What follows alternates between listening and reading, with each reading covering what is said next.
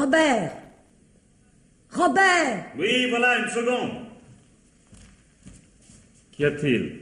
Il y a que la roue de ce maudit fauteuil est encore bloquée. Où est Berthe? Dans le jardin, en train d'aider Julien. Oh, à quoi faire, de la chaise longue? Écoute, sois pas toujours injuste, tu veux. Nous avons bien de la chance de les avoir.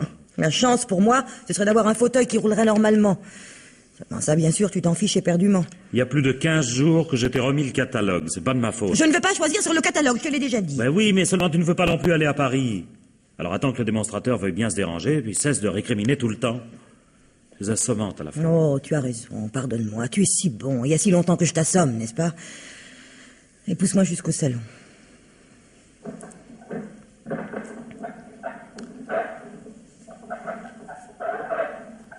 Solange. Oui.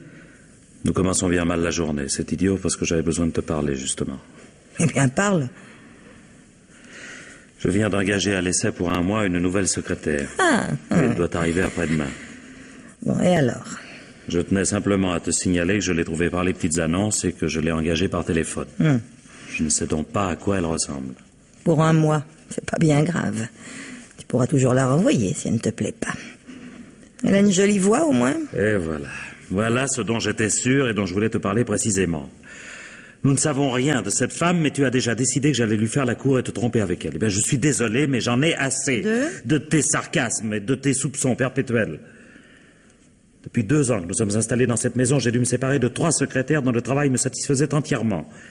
Et j'ai passé la moitié de ce temps à travailler seul.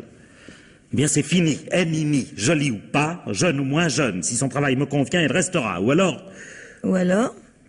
Ne m'oblige pas à te menacer, Solange, je t'en prie. Si je te parle ainsi aujourd'hui, c'est uniquement pour que tu comprennes.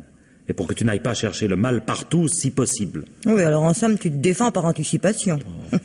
C'est astucieux. Mais ça ne me dit pas ce que tu feras si cette personne n'a pas l'air de me plaire. Bon, alors écoute-moi bien. Nous avons besoin de mon travail pour vivre. Et j'ai besoin d'une secrétaire pour en fournir davantage. Si tu ne comprends pas cela, et si vraiment tu ne peux supporter une femme dans cette maison, eh bien tant pis. Que veux-tu, je m'installerai ailleurs.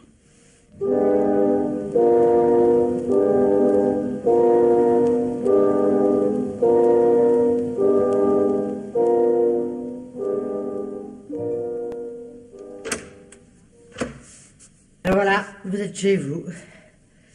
Quand vous aurez fini de vous installer, vous n'aurez qu'à me dire ce qui vous manque. Oh, je pense que monsieur et madame seront de retour d'ici une petite heure. Vous êtes très aimable, je vous remercie. Il n'y a pas de quoi. Ah, au fait, est-ce que Julien vous a parlé de madame pendant le trajet?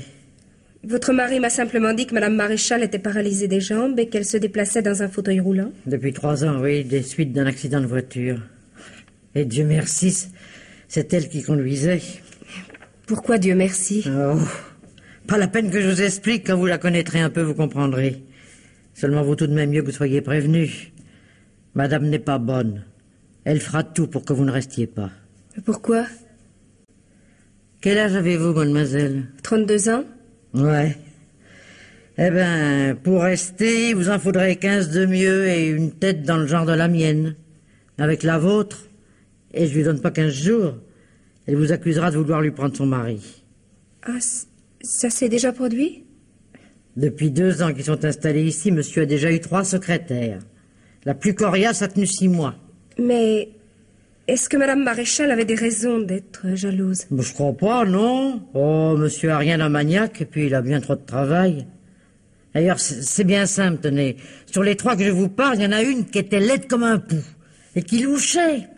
Mais c'était à se demander comment elle pouvait voir devant elle. Eh ben, ça n'a pas empêché madame de faire son petit numéro.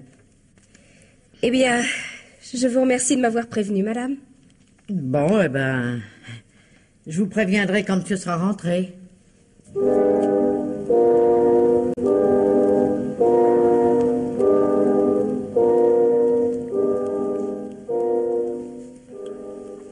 Cigarette? Je veux bien, oui. Merci, monsieur. Je traduis donc ainsi en moyenne 6 volumes par an, à peu près. Et quand je vous aurais dit qu'il ne s'agit pas de romans, mais d'ouvrages techniques souvent très longs, vous aurez peut-être une idée du travail que cela représente. En effet, oui. Madame Maréchal ne vous aide pas? Non, elle s'y est toujours refusée. Et depuis son accident, ma femme est passablement aigrie. Ce qui lui est arrivé est tellement épouvantable. Pour conserver un caractère égal, je suppose qu'il faudrait être une sainte. Peut-être, oui. Mais ne croyez surtout pas que je veuille médire de ma femme, je vous en prie. Non, si je vous dis cela, c'est que je m'en vais vous présenter à elle et que son accueil risque de ne pas être très aimable. Alors n'y faites pas trop attention et ne vous inquiétez pas. Elle se civilisera par la suite. Eh bien, c'est entendu. J'en prends bonne note. C'est parfait. Allons-y tout de suite d'ailleurs. L'heure du déjeuner approche et la cuisine de Berthe n'attend pas. J'espère que vous l'apprécierez. C'est une des qualités de cette maison. Ça tombe bon de peu mieux. Le médecin m'a recommandé de prendre quelques kilos. Dans ce cas, soyez tranquille, j'en parlerai à Berthe. Ah, voici ma femme. Ma chère Solange, je te présente ma nouvelle collaboratrice, mademoiselle Anne Rodier. Ma femme. Bonjour, madame. Bonjour. Mademoiselle Rodier trouve notre maison très agréable. Ah, tant mieux. J'aurais été navrée d'avoir à déménager. Solange, t'en prie. Quoi donc? Oh, c'est vrai, suis-je bête. Asseyez-vous donc, mademoiselle... Merci. Ainsi donc, mademoiselle, vous avez décidé de quitter Paris pour la campagne. Ne craignez-vous pas de vous sentir un peu isolée? Je ne pense pas, non. J'ai l'habitude de vivre seule et je n'ai jamais été très mondaine. Même à Paris, je ne sortais pas beaucoup. Tiens. À voir vos chaussures, j'aurais parié le contraire. Vous me ferez plaisir en ne les portant pas dans la maison, ces talons aiguilles sont catastrophiques pour les sols. Cela dit, j'espère que vous vous plairez ici et que vous pourrez être de quelque utilité à mon mari. Il prétend ne pouvoir se passer d'une employée. À plus tard, mademoiselle.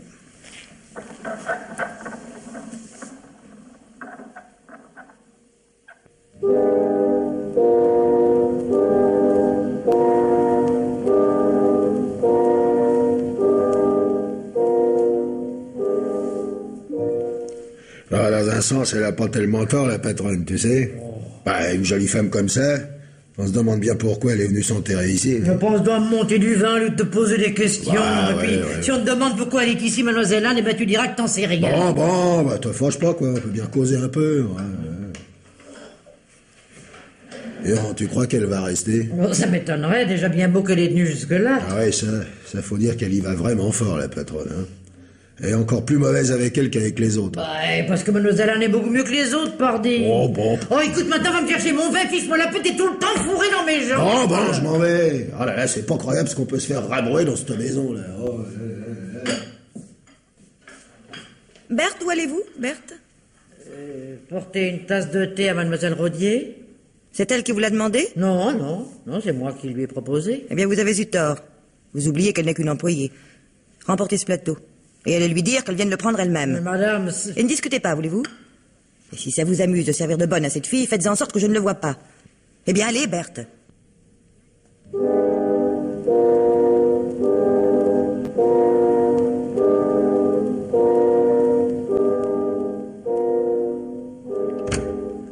Ah, cette fois, je vous y prends, mademoiselle Rodier. Je croyais vous avoir interdit de travailler le soir. Je ne faisais que m'occuper un peu en vous attendant, monsieur Maréchal. Vous avez fait bon voyage? Excellent, merci. Mais pourquoi m'attendiez-vous? Vous avez à me parler? Oui. Je voulais vous rappeler que mon mois d'essai se termine après-demain. Oui, je sais. Et je devine ce que vous allez me dire. Le travail vous intéresse, la maison vous plaît bien, mais ma femme est franchement impossible. C'est ça, n'est-ce pas? Je ne vous l'aurais peut-être pas dit aussi brutalement, mais enfin... C'est assez ça, oui.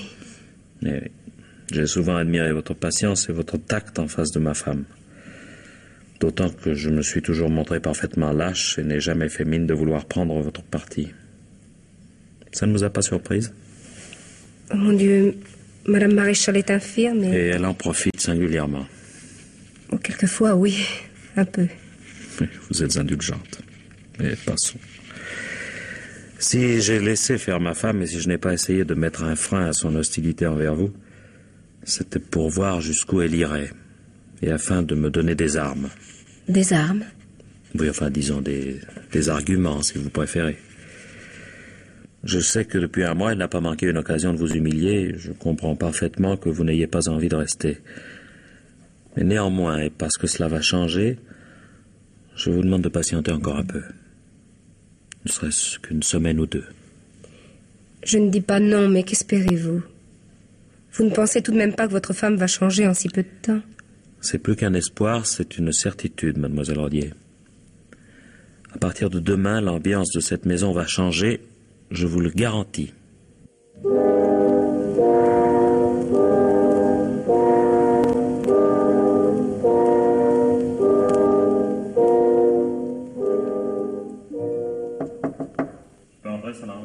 Oui, entre. Bonsoir. Bonsoir. Je ne te dérange pas? Non. Non, je me demandais simplement combien de temps tu resteras avec cette fille. Après 3 jours d'absence, ton empressement à me revoir est un plaisir. T'aurais-je vraiment manqué? J'aimerais que tu conserves au moins le sens des convenances, un point c'est tout. Au moins est assez joli.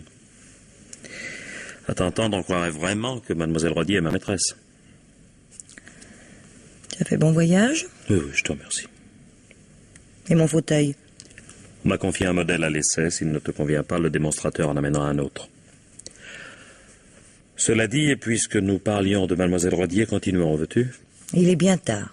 Je suis fatiguée. Il est à peine 9 heures et tu n'éteins jamais avant minuit. Bon. Eh ben, je t'écoute.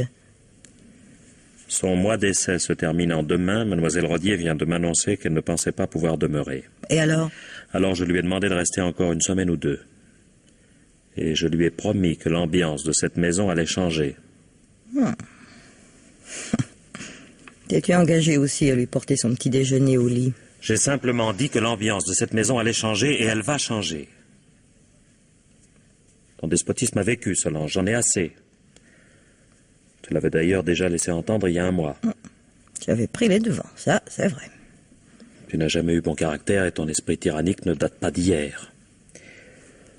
Ton infirmité est une chose terrible, j'en conviens, mais nul n'en est responsable. Et souviens-toi tout de même qu'il y a 3 ans, peu avant ton accident, tu étais sur le point de me quitter. Ah, je m'attendais à ce rappel. On prétend pardonner, on feint d'oublier, mais la rancœur s'accumule. Écoute, inutile de rechercher une dispute, je ne m'y prêterai pas. Je suis simplement venu t'annoncer que dorénavant, je ne supporterai plus ta méchanceté. J'ai besoin de mademoiselle Rodier pour mon travail et j'entends la garder. Tu me feras donc le plaisir désormais d'observer à son égard une attitude parfaitement neutre et courtoise. Et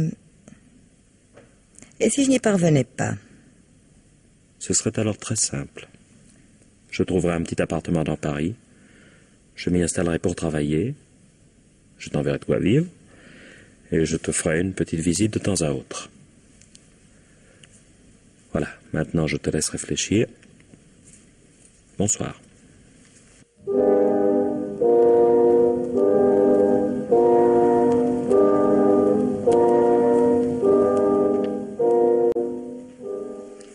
Encore un peu de crème, docteur? Non, merci, ma bonne Berthe. Elle est délicieuse, mais mon foie ne me la pardonnerait pas. Oh, bien la peine d'être médecin. Je sers le café, madame. Oui. Et vous apporterez ensuite le jeu d'échecs. Bon. Les échecs? Mais c'est nouveau, ça. Ah, c'est pas pour moi, je n'y connais rien. Mais mademoiselle Rodier y excelle, paraît-il. Oh, disons que je joue honorablement, sans plus. Oh, ne soyez pas trop modeste, étant donné que vous me battez régulièrement, c'est vexant pour moi. Oh, je vous bats surtout parce que vous n'êtes pas au jeu. Vous parlez tout le temps. Ça vient sans doute de ce que vous avez trop de charme, mon petit. Pour un jeu qui réclame autant d'attention, j'ai toujours pensé que les jolies femmes devraient être voilées. C'est une explication très aimable, madame, mais ce n'est pas la bonne. La vérité, c'est que tout en jouant, votre mari s'interroge sur les difficultés de certaines traductions. Ah. En somme, il joue distraitement aux échecs tout en continuant de travailler. Mais décidément, mon chéri, je finirai par croire que tu es véritablement un bourreau de travail. Non, laissez Berthe. Vous desservirez tout à l'heure. Occupez-vous du café. Et emportez cette crème pour Julien et pour vous. Bien, madame.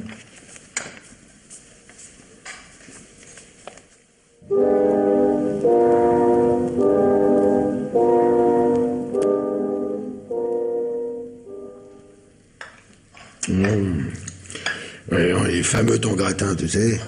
Ouais, j'en prendrais bien encore un peu. Ah, il y en a plus, tu te rattraperas sur le fromage. Encore? Ah, puis tu manges trop, tu grossis. Ouais. Sans vouloir t'asticoter, tu maigris pas non plus, tu sais. Ah, bah moi, c'est pas pareil. Moi, je grossis parce que je suis une femme. Oh. Bah quoi? Ah. Mais je suis pas une femme, peut-être. Bah si, autant que je m'en souvienne, si. Oui. Dis-donc, comment ça se passe, ce dîner, là? Oh, bizarrement. J'ai jamais vu la patronne aussi aimable. Elle fait même des grâces à la petite. Ah bah peut-être qu'elle a enfin compris qu'elle allait trop fort.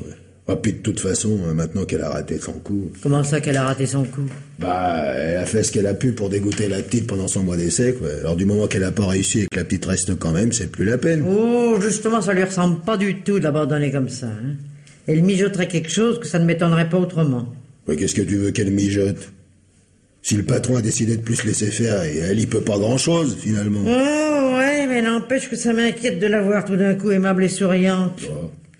Et d'ailleurs, c'est bien simple. Ça lui va pas du tout.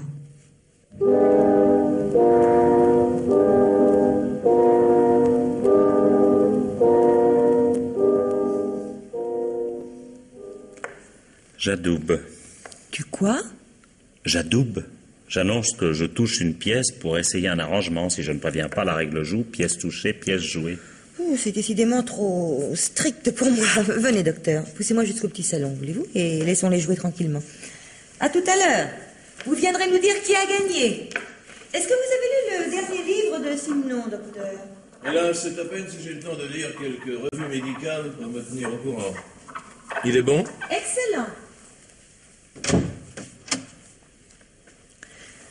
Fermez la porte et menez-moi jusque devant la petite table, voulez-vous? Là, merci. C'est un roman policier, je suppose. Pardon? Le Siménon. Oh, pardonnez-moi, je n'y pensais déjà plus. J'ai dit cela pour meubler un peu, mais en fait, j'ai à vous parler de bien autre chose que de littérature, docteur. Ah? Oui. Vous paraissez soucieuse tout à coup. Rien de grave, j'espère.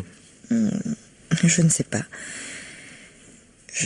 Je crains que si. De quoi s'agit-il? De mon mari et de mademoiselle Rodier. Je ne comprends pas, vous ne voulez pas dire que... Mais si, justement. Vous n'avez rien remarqué? Très franchement, non. Ils paraissent bien s'entendre, sans plus. Oh, ils sont habiles et ils ont du tact, c'est vrai. Mais mon mari se renferme de plus en plus et j'ai peur. De ses réactions. Il ne s'agit pas d'une simple aventure, je le sais. Pour lui, c'est très grave. D'ailleurs, il a déjà menacé de m'abandonner. Pas sérieusement? Mais oui. si, très sérieusement. Et puis, brusquement, à quelque temps de là, il a changé d'attitude et nos rapports se sont améliorés. Ah, vous voyez bien. Mais quoi? Qu'est-ce que je vois? Il a pu vous menacer de partir dans un moment de colère, mais il n'en pensait pas un mot. Il y pensait si bien qu'il avait commencé à rechercher un appartement dans Paris. Mais c'est alors que les difficultés lui sont apparues, précisément. Des difficultés qu'il n'a pas eu le courage d'affronter, j'en suis certaine. Par exemple? Eh bien, il y a tout d'abord le divorce. En admettant même que je le lui accorde. Cela demandera du temps et lui coûtera fort cher. Étant donné que je suis infirme et qu'il n'a pas l'ombre d'un reproche à me faire, il risque d'avoir à me payer une assez forte pension. S'il en arrivait à vous abandonner, j'avoue que ce serait la moindre des choses. La moindre des choses, peut-être. Mais pas pour lui. Car c'est précisément sur quoi il vient buter. Nous sommes mariés en communauté, nous avons tout investi dans cette maison et dans son installation. Il peut donc divorcer, mais il n'aura jamais les moyens de se remarier et d'entretenir une femme décemment. Alors? Eh bien alors il y a renoncé, mais il n'accepte pas. Et c'est pourquoi j'ai peur. Il n'en a peut-être pas l'air, il dissimule très bien, mais je le crois parfaitement capable de mettre fin à 6 jours. Pas votre mari, voyons. C'est impossible. Si, croyez-moi, je le connais bien. Et c'est pourquoi j'ai décidé de m'effacer. De vous effacer? Je ne veux plus que Robert se sacrifie pour moi. Après tout, je suis seule responsable de mon infirmité et il est injuste qu'il paie avec moi. Mais... Non, je vous en prie, laissez-moi finir. Si je vous parle de tout cela, c'est que vous êtes mon seul ami et parce que je vais avoir besoin que vous m'aidiez. Je voudrais trouver une maison de repos confortable, une maison où je puisse m'organiser une vie possible en compagnie d'autres infirmes. Mais vous n'y pensez pas, voyons. Vous ne vous rendez pas compte? Si, très bien. J'y ai beaucoup réfléchi, voyez-vous. Mais je suis arrivée à la conclusion qu'il vaut peut-être mieux vivre un peu au ralenti, certes, mais dans un milieu où on ne soit pas diminué. Et de cette façon, Robert pourra se remarier et demeurer ici.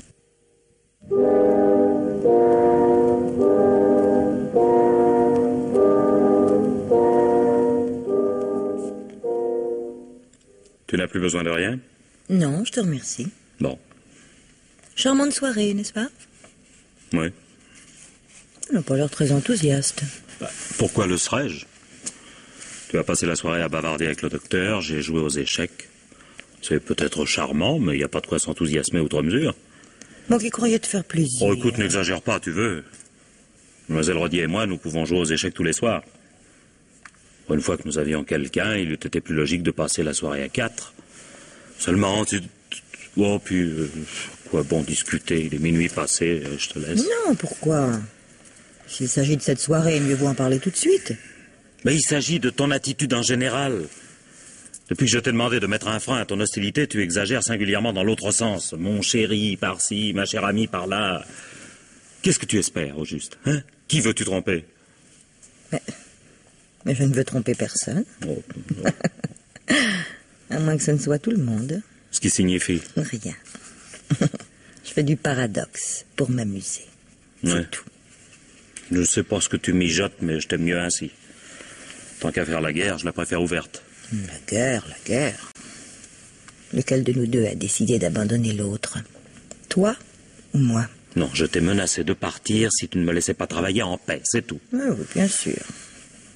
Si je me cantonnais dans ma chambre, si je fermais les yeux, et si j'apprenais à me faire toute petite, tu consentirais peut-être à ne pas me rejeter. C'est bien ça, n'est-ce pas?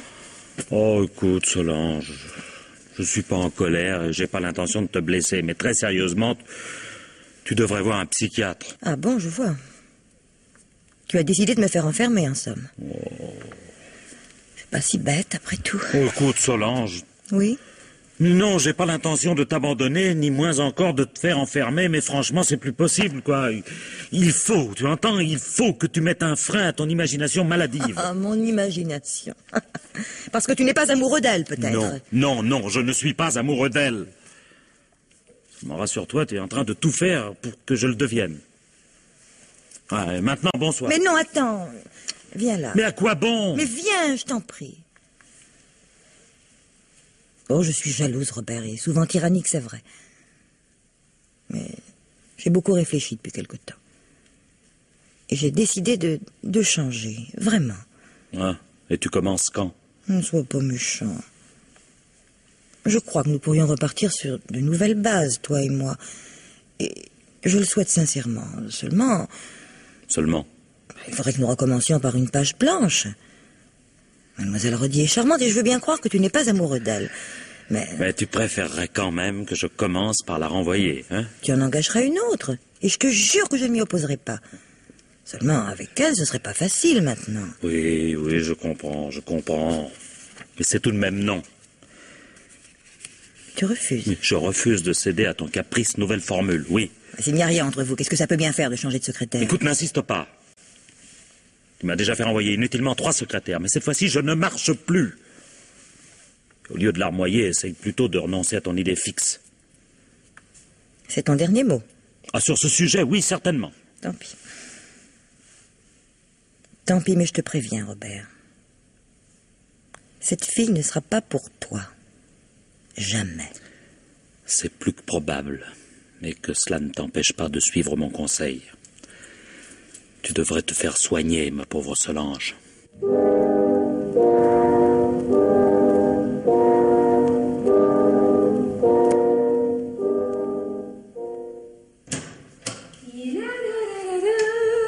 Bonjour Julien. Ah, bonjour, mademoiselle Anne. Bien dormi? Oui, mais pas assez. La nuit était si belle que j'en ai passé une partie à ma fenêtre. Dommage que ça ne soit plus de mon âge. Je serais venu vous donner la sérénade. Ça vous arrivait autrefois? Oh, non. Et je crois que Berthe aurait pas aimé ça. Même à 20 ans, elle était déjà pas romantique pour dessous, vous savez. Alors, je vous sers une tasse de café? Oh, volontiers, oui. J'ai déjà pris mon petit déjeuner, mais je ne sais pas résister au café. Pourquoi résister? Vous savez, dans la vie, il faut toujours... Hein? Ah, vous êtes là, mademoiselle Anne. Est-ce que le téléphone est toujours en dérangement? Ouais, rien à faire, ça répond pas. Je viens encore d'essayer, il y a pas 3 minutes. Alors prends la voiture et va chercher le docteur Lestrin. Quoi, qu'est-ce qui se passe? La patronne est malade? Non. J'ai comme qui dirait l'impression qu'elle est morte.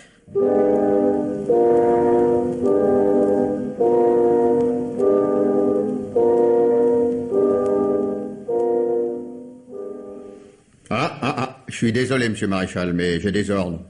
Ah oui, personne ne doit entrer dans la chambre. C'est même pour ça qu'on m'a laissé là. Mais vous n'allez pas coucher devant cette porte, quand même. Ah, bah ça je sais pas, mais j'espère bien que non. Hein. Le brigadier m'a dit qu'on allait venir pour prendre les pièces à conviction et qu'après je pourrais vous laisser. Les pièces à conviction? Oui, enfin il y a des trucs à prendre, quoi. Ça c'est tout ce que je sais. Et puis aussi qu'on attend les résultats d'autopsie, bien sûr.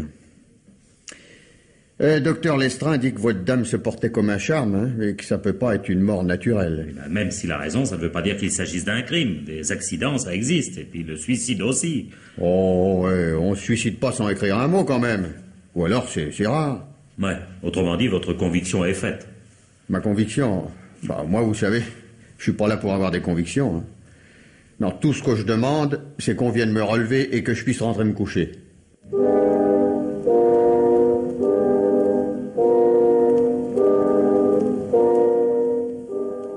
Asseyez-vous, mademoiselle, je vous en prie. Merci. Avant tout, mademoiselle Rodier, et pour être franc, je vous avoue que j'ai failli ne pas vous recevoir. Car cette affaire est très grave, et je risque d'en être le principal témoin. Ne soyez pas si modeste. Vous êtes plus qu'un témoin, docteur. Sans vous, il n'y aurait pas d'affaire du tout. Sans doute eussiez-vous préféré que je délivre le permis d'inhumer. Vous avez fait votre devoir de médecin, c'est entendu.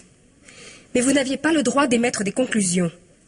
Les résultats de l'autopsie ne sont pas encore connus et l'on traite déjà Robert Maréchal comme un assassin. Ouf, un peu plus tôt, un peu plus tard.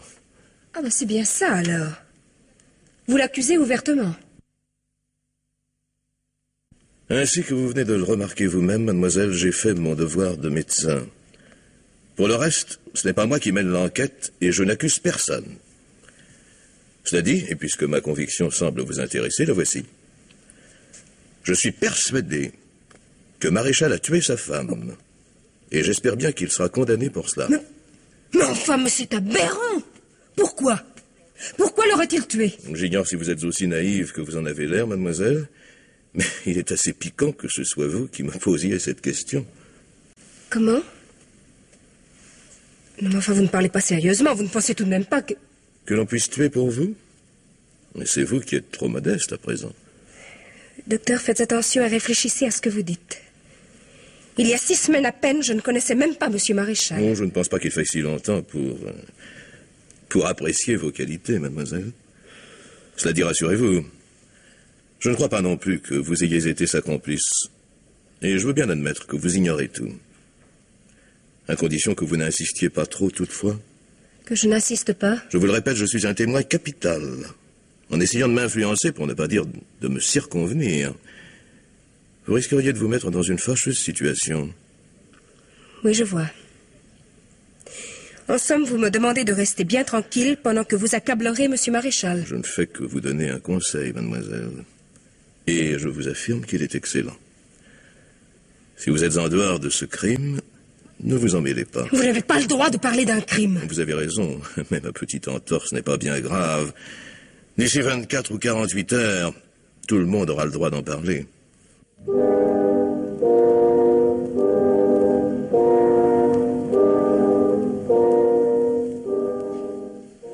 Écoutez, Anne. Non, je vous en prie, faites attention. Si quelqu'un vous entendait m'appeler ainsi... N'ai-je pas le droit d'appeler ma secrétaire par son prénom? Si, bien sûr, mais comme vous ne le faisiez pas auparavant, le moment me paraît mal choisi pour commencer. Très bien, mademoiselle Rodier. J'allais vous dire que le secret de la patience étant de faire autre chose en attendant, nous devrions essayer de travailler un peu. Non, ce n'est pas mon avis. Que voulez-vous faire d'autre? Je ne sais pas. Réfléchir. Voilà 2 jours que nous réfléchissons et nous sommes arrivés à la seule conclusion possible. Que pouvons-nous de plus? Réfléchir encore. Et essayer de prévoir ce qui va se passer. La police ne va pas se contenter de nos conclusions. Peut-être pas tout de suite, mais elle finira bien par se rendre à l'évidence. Si ma femme est vraiment morte empoisonnée, il n'y a pour moi qu'une seule explication possible. Elle s'est suicidée en s'arrangeant pour me faire incriminer. Oh oui, et son plan est en train de réussir. Non, je ne crois pas. Une autopsie a été ordonnée, bon. Et dès l'instant où on pense à un crime, je suis forcément le premier suspect. Mais pour accuser quelqu'un d'assassinat, il en faut tout de même davantage, Dieu merci. Et le docteur Lestrin, qu'en faites-vous? Que savons-nous de son rôle dans tout ça? Pourquoi vous accuse-t-il? Il vous l'a dit assez clairement, je crois. Il pense que vous êtes ma maîtresse et que, pour vous, je me suis débarrassé de ma femme. Comme il est honnête homme et qu'il aimait bien Solange, sa réaction s'explique parfaitement. Oh non, justement. Sa réaction n'est pas simplement celle d'un homme qui a fait son devoir. Il émet trop de hargne et d'acharnement. On dirait que la seule idée de vous voir accusé le réjouit. Oui. Mais cela vient peut-être de ce que... Qu'est-ce qu'il y a, Berthe? Ah, c'est encore un policier, mais en civil cette fois. Et puis... Oui. Commissaire Sauguet, police judiciaire. Bonjour, monsieur Maréchal. Bonjour, commissaire. Entrez, je vous en prie. Mademoiselle Rodier, ma secrétaire. Mademoiselle. Monsieur? Vous pouvez nous laisser, Berthe. Merci. Pourquoi je vous gêne? Non, vous pouvez rester un instant, madame. Non. J'aurais besoin de parler seul à seul avec monsieur Maréchal, mais ce que j'ai à dire tout d'abord n'a rien de secret. Ça m'évitera de me répéter par la suite. Ah bah, vous voyez bien. Bon, si vous voulez vous asseoir, commissaire. Merci, monsieur. À la suite de l'autopsie qui a été pratiquée, le parquet vient de décider l'ouverture d'une enquête, monsieur Maréchal, car votre femme est morte empoisonnée. Ah. Ça n'a pas l'air de vous surprendre beaucoup. C'est-à-dire que pour la surprise, vous arrivez un peu tard. Il y a 2 jours, ici même, un gendarme essayait déjà de me faire avouer que j'avais empoisonné ma femme. Oui, je sais. Je sais que toute la discrétion voulue n'a pas été observée. Croyez que je le regrette. Et soyez également persuadés que j'arrive ici sans idée préconçue. Vous m'envoyez très heureux. Je vais vous demander de vous retirer maintenant, mesdames. Je vous verrai un peu plus tard. Ah, c'est tout ce que vous aviez à nous dire? Pour l'instant, oui. Ah bon. Eh ben tout à l'heure alors. Venez, mademoiselle Anne. Je viens, oui.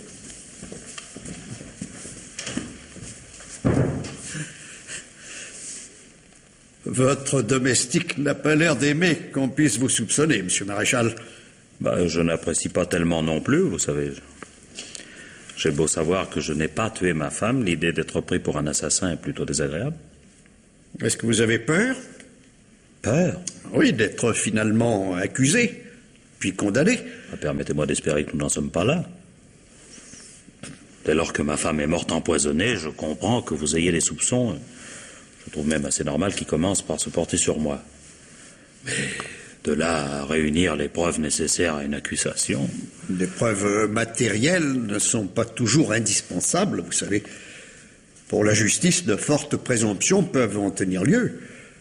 Or, je vous signale qu'il y a contre vous dans cette affaire de très fortes présomptions. Je croyais que vous étiez sans idée préconçue. Moi, oui, mais je ne suis pas seul.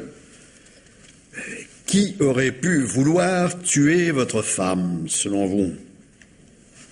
Personne. Voilà qui est catégorique. Comment expliquez-vous sa mort, alors? Écoutez, si ça ne vous fait rien, j'aimerais mieux ne pas vous le dire tout de suite. Pourquoi? Pour ne pas risquer de vous influencer. Si vous pouviez arriver seul à la même conclusion que moi, je pense qu'elle aurait davantage de poids. Vous avez peut-être raison, mais je crains que ça ne soit difficile. J'ai besoin de vous interroger, moi. Et d'ailleurs, les possibilités ne sont pas tellement nombreuses, puisque vous ne croyez pas au crime, et qu'un accident est impossible, il ne reste que le suicide. Non, vous permettez, pourquoi dites-vous qu'un accident est impossible? Parce qu'il est effectivement impossible d'avaler accidentellement 1 gramme de cyanure pur, monsieur Maréchal. Aucun médicament ne contient pareille dose.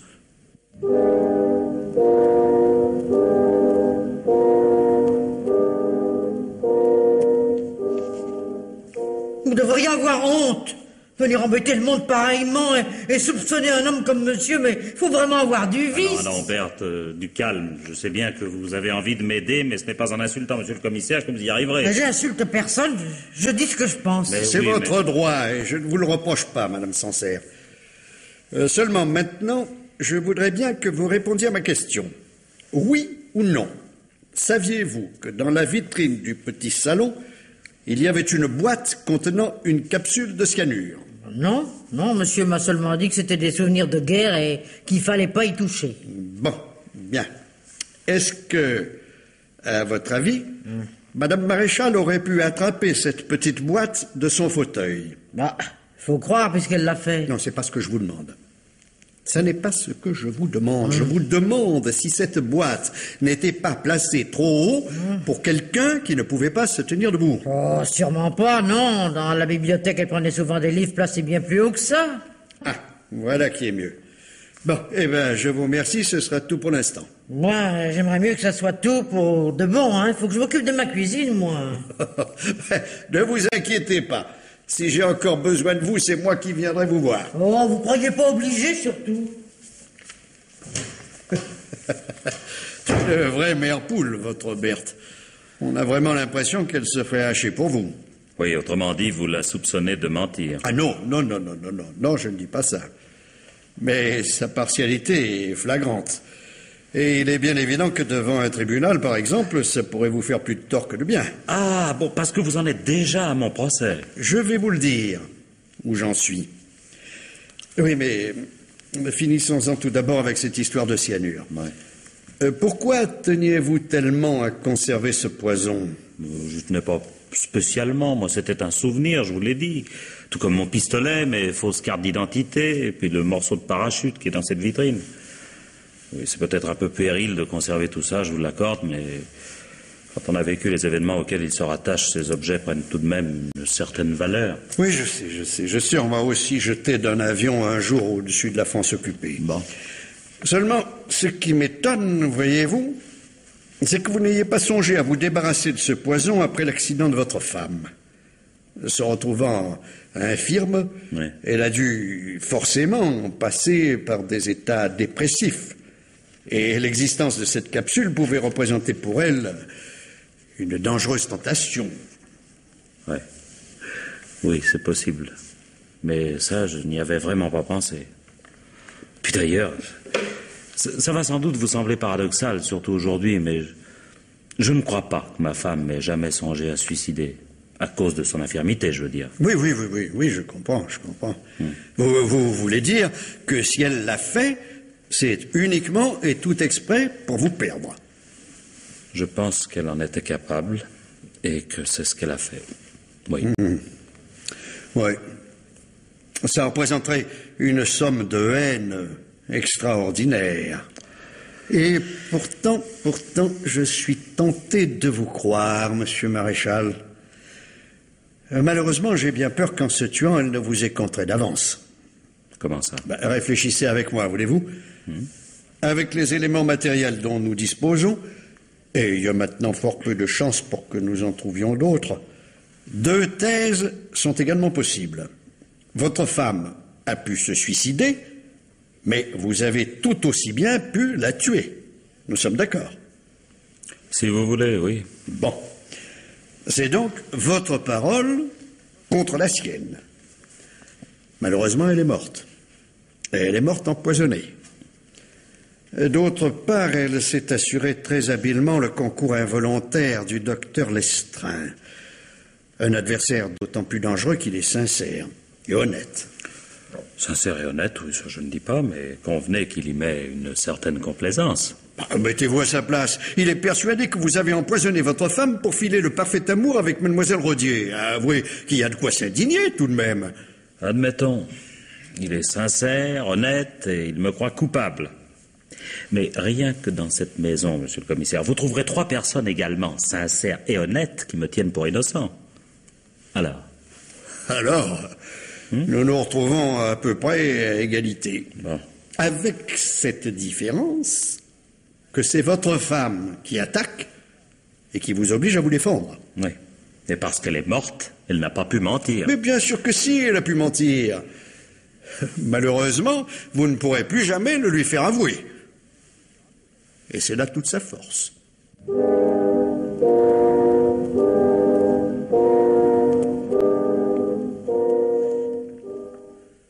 Ah, je crois que le commissaire a raison, Anne, vous savez. L'astuce de ma femme, c'est de ne m'avoir pas accusé elle-même. Si elle avait écrit à la police ou laissé une lettre, on aurait cru plus volontiers à une machination. Et en se servant du docteur Lestrin, et probablement à son insu d'ailleurs. Il a eu un trait de génie. Mais enfin, qu'a-t-elle bien pu lui dire pour qu'il soutienne ainsi qu'il n'y a pas de machination possible? Il faudra bien qu'il le dise tout de même. Il le dira, mais aux assises, pas avant. Et au juge d'instruction? Il a dû lui parler, évidemment. Et s'il décide de m'inculper, ça voudra dire que la déposition du docteur est écrasante pour moi. Ah oui, forcément, puisqu'ils n'ont pratiquement rien d'autre. Rien d'autre, ça c'est beaucoup dire. S'ils soutiennent que j'ai introduit le cyanure dans un cachet de somnifère, par exemple, il y a mes empreintes sur la boîte. En fait, ça ne prouve rien, mais on peut s'en servir pour impressionner le jury. Puis d'autre part, le cyanure m'appartenait, alors. Puis enfin, et surtout, il y a vous. Alors là, faites-moi confiance. Je saurai les convaincre. Très sincèrement, j'en doute. Vous pourrez bien leur crier qu'il n'y a jamais rien eu entre nous, ils ne vous croiront pas. Ils ne croiront jamais que j'ai pu vivre sous le même toit que vous sans vous désirer. Et cela tout simplement parce que vous êtes très désirable, Anne. Taisez-vous, je vous en prie. Oui, c'est pas le moment de vous dire cela, je sais, mais surtout pour la première fois. Mais qui sait si je pourrais encore vous le dire demain. Oh, ne parlez pas ainsi, voyons. Oh non, je ne peux pas croire que... Eh bien, Berthe, et ce thé... Ah, il est bien question de thé. Hein.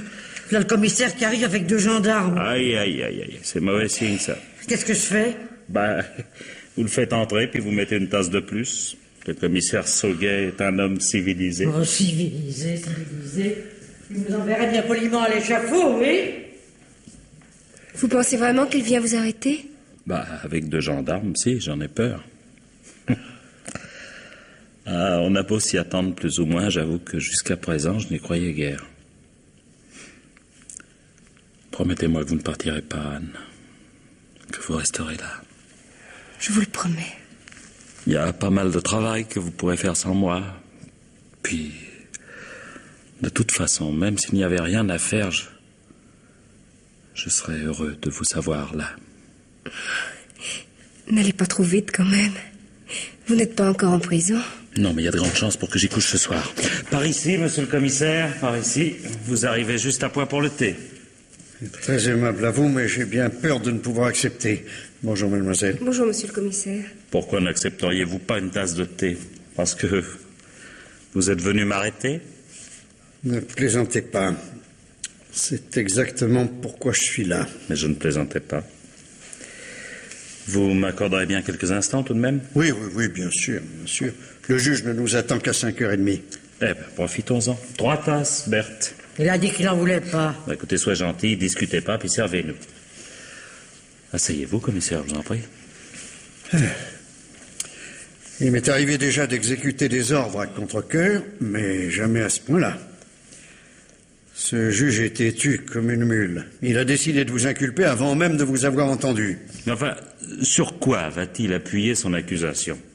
À moins qu'il y ait des éléments nouveaux. Il y en a un. Ah. Oui, justement. Irréfutable, paraît-il. Ça veut dire quoi, irréfutable? Qu'on peut pas aller contre? Exactement, oui. Mais je reste persuadé, quant à moi, que M. Maréchal n'a pas tué sa femme. Ah, vous êtes bien bon, mais ça vous empêchera pas de l'arrêter, je suppose. Je fais mon devoir, Madame Sincère. Je ne suis qu'un exécutant. Écoutez, taisez-vous un peu, Berthe. Le commissaire n'est pas responsable. Oh, vous, la tête dans le panier, vous trouverez encore que c'est la faute à personne. Berthe n'a pas tort dans un sens, M. Maréchal. Il va falloir vous occuper sérieusement de votre défense. Les assises, ça se prépare. C'est pourtant vrai. Eh oui, on croit généralement qu'il s'agit d'un tribunal réservé aux grands criminels, et puis un beau jour, on s'aperçoit que c'est pas ça du tout. Ne sachant pas si vous êtes innocent ou coupable, la justice s'en remet à l'appréciation des jurés, tout simplement. Autant dire à la loterie. Oh, une loterie où vous aurez une chance sur 2, tout de même. Et vous pouvez compter sur ma déposition pour faire pencher la balance du côté de l'acquittement. Écoutez, moi je comprends pas. Vous dites que monsieur est innocent et vous venez l'arrêter. Enfin, c'est pourtant bien vous qui l'avez faite, l'enquête, non? Si, mais pour le compte du juge d'instruction. Ah bon? Alors c'est vous qui voyez les gens, qui savez les choses, Et c'est l'autre qui juge. Mais moi, je suis peut-être pas très maligne, mais je trouve ça pas normal. Écoutez, Berthe, Oui, monsieur. laissez parler le commissaire, nous n'avons pas beaucoup de temps. Bon. Quel est cet élément nouveau dont vous parliez, commissaire? Voilà.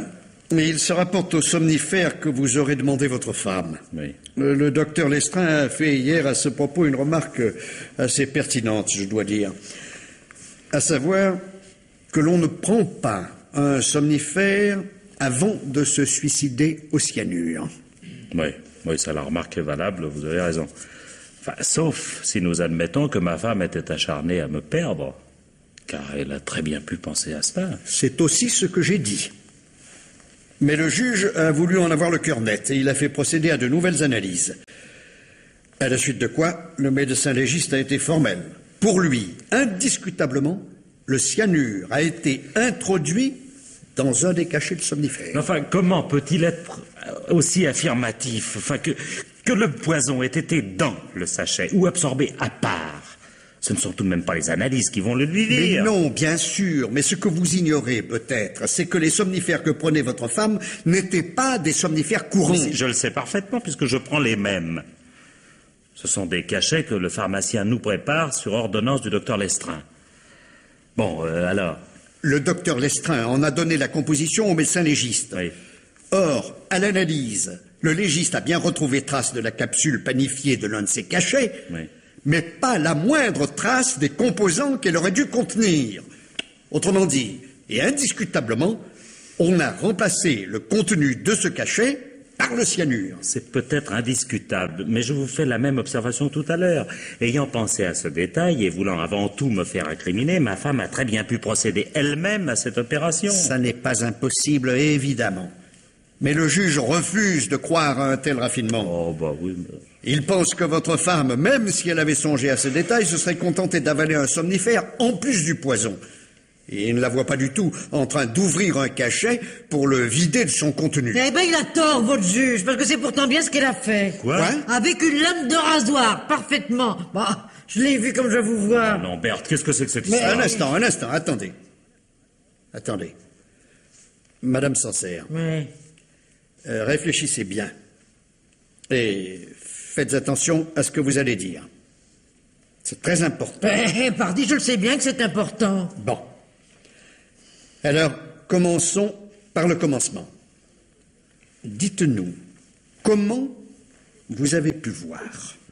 Par le trou de la serrure. Ah. Oui, oh, je sais que c'est pas bien, mais il y a des fois où c'est plus fort que moi. Faut que j'écoute aux portes et que je regarde un peu ce qui se passe. Et puis, faut vous dire aussi que depuis quelque temps, je me méfiais. J'avais dans l'idée que madame mijotait quelque chose. Je la surveillais un peu. Oui. Mais dites-nous ce que vous avez vu. Eh ben, ce que vous avez dit, exactement. J'ai vu madame en train d'ouvrir un des cachets, et puis, quand ça a été fait, elle l'a vidé, et elle a mis autre chose dedans. Ouais.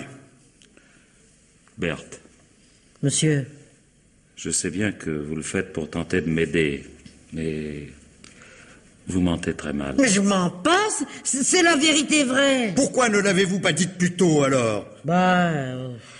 J'espérais que ça irait sans ça, j'aurais préféré. Pourquoi? Pour pas avouer que vous écoutez aux portes? Oh non, non, pas pour ça. Non, bon, ben, expliquez-vous, alors. Vous prétendez vouloir aider Monsieur Maréchal, vous détenez un secret qui semble l'innocenter, et vous ne dites rien. Pourquoi?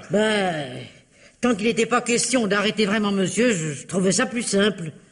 Puis je pensais aussi que vous alliez pas me croire. Ça, pour ce qui est de vous croire, c'est maintenant que ça devient difficile. Bon, eh ben, tant pis alors. Va falloir que je vous raconte tout le reste. Le reste? Ah oui? Attendez, vous permettez, commissaire? Oui. Bon. Oui, allez-y. Écoutez-moi bien, Berthe. Je ne sais pas ce que vous allez dire, mais je suppose qu'il s'agit encore de me venir en aide. Alors, si vraiment vous avez vu quelque chose, bon, dites-le. Mais ne dites rien qui ne soit pas la vérité, ça je vous le demande. Mais j'ai rien d'autre à dire que la vérité, monsieur. Si je l'ai pas dit tout de suite, c'est que... j'aurais bien voulu m'éviter des tracasseries, voilà. Comment ça, des tracasseries? Eh oui. Madame Sancerre, pour l'amour de Dieu, venez au fait. vous prétendez avoir vu Madame Maréchal ouvrir un cachet, le vider et remplacer son contenu par du cyanure. Oh, pardon, hein, me faites pas dire ce que j'ai pas dit. J'ai vu madame ouvrir un cachet et je l'y ai vu mettre quelque chose dedans, mais je savais pas que c'était du cyanure. Bon, oui, bon, c'est entendu. Bon. Et après? Ah, mais dites pas comme ça, bon, c'est très important pour la suite ce que je vous dis là. Bon, très bien. Vous avez vu Madame Maréchal mettre quelque chose dans le cachet qu'elle venait d'ouvrir. Oui. Mais vous ne saviez pas que c'était du poison. Bon. Ensuite? Eh ben, ensuite, elle a recollé le truc. Elle est allée dans la chambre de monsieur. Elle l'a mis dans sa boîte de somnifères à lui. Quoi? Qu'est-ce que vous dites? Berthe. Mais c'est elle qui a voulu tuer son mari, parfaitement. Probable qu'elle avait trop peur qu'il finisse par s'en aller un jour. Oui. Et tout ça est bel et bon, mais vous oubliez un détail, ma bonne Berthe. Quoi? À savoir que finalement, c'est tout de même Madame Maréchal qui est morte. Bah oui, forcément, puisque j'ai fait l'échange des boîtes. Qu'est-ce que vous dites? Ben, pendant que monsieur et madame étaient à la promenade, oui. J'ai mis la boîte où il y avait cette cochonnerie chez madame, et j'ai porté la sienne chez monsieur. Non mais, enfin, vous ne vous rendez pas compte? Vous êtes en train de nous expliquer froidement que c'est vous qui l'avez tué. Oh, pardon? Je savais pas que c'était du poison qu'elle avait mis là-dedans, ça pouvait être... est-ce que je sais, moi, ça pouvait tout aussi bien être une farce. Mais oui, bien sûr. Madame Maréchal était tellement farceuse, n'est-ce pas? Oh, sur le moment, j'ai pas cherché si loin. Tout ce que je peux vous dire, c'est ce que j'ai pensé en la voyant trafiquer. Je me suis simplement dit comme ça, toi, je sais pas ce que tu mijotes, mais on va bien voir. Et de toute façon, si c'était bon pour monsieur, ça pouvait pas être mauvais pour madame, pas? Et voilà. Maintenant, vous pouvez bien m'arrêter si ça vous amuse. Moi, j'ai dit la vérité et ma conscience, elle est tranquille. Et puis, si on me fait un procès, hein, vous inquiétez pas pour moi. Les jurés sauraient bien quoi leur dire. Parce qu'il faudrait tout de même pas oublier que la victime dans toute cette histoire, c'était jamais rien d'autre que l'assassin.